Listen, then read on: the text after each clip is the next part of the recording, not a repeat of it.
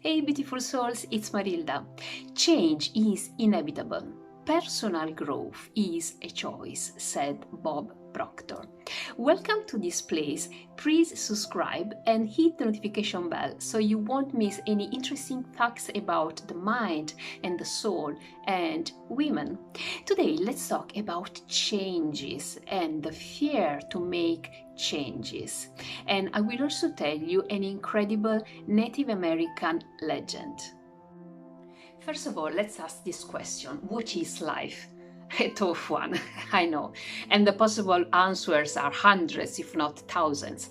But to keep it simple and practical, maybe we can say that life is a sum of changes.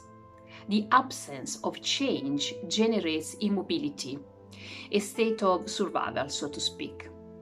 So, why don't we easily accept changes? Because of fear. Because changing something means doing things differently. And sometimes we don't find the courage to take a new path, to change a job, to change new habits, to change the country, for instance. Now, most regrettably, the pandemic has thrown this truth in our faces. Life is made of changes, and now more than ever, we are called to answer this call. To live decently and, let me say, meaningfully, we must change.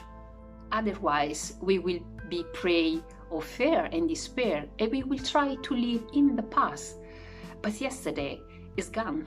To help you find the courage to embrace the change, I want to tell you a beautiful Native American legend. It talks about an eagle. It says that the eagle lives to be 70 years old. But for that to happen at the age of 40, it must make a difficult decisions. At this age, its claws are too long and too flexible and can no longer grasp the prey it feeds on. Its beak, elongated and pointed, curves, and it cannot eat. The wings, aged and weighted down by the much enlarged feathers, point against the chest, and flying is stressful.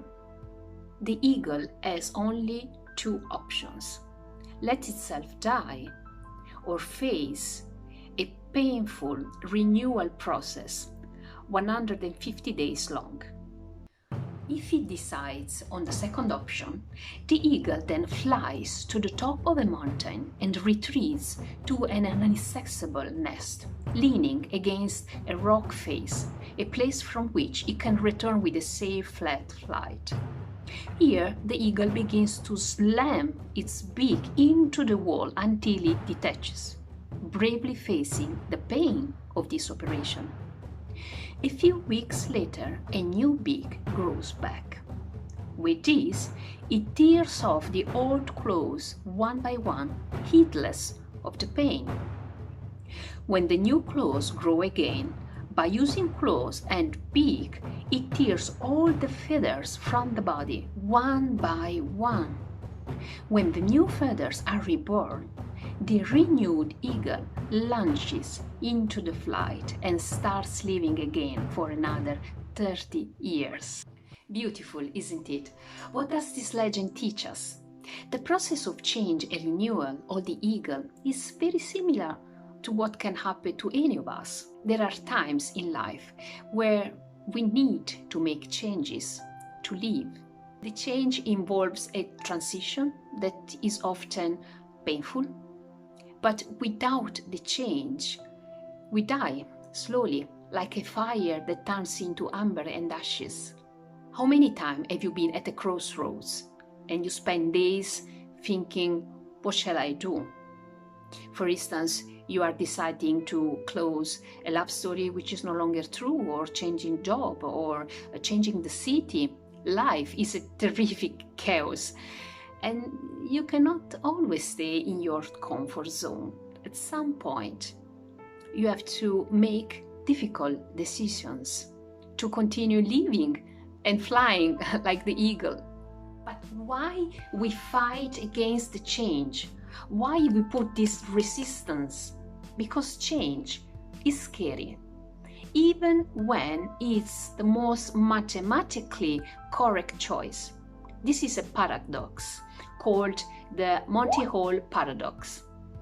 And to overcome it, we need to solve two issues: the conflict between rationality and irrationality, and flexibility to change. Flexibility to change. Those who are more flexible have many more chances to succeed in any areas of life.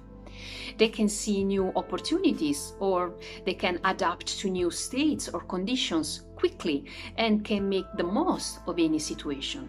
So we need to increase our flexibility, and you can do it by taking new steps, even baby steps, every day, making new actions every day, different from yesterday actions. It's a process, it's kind of a training.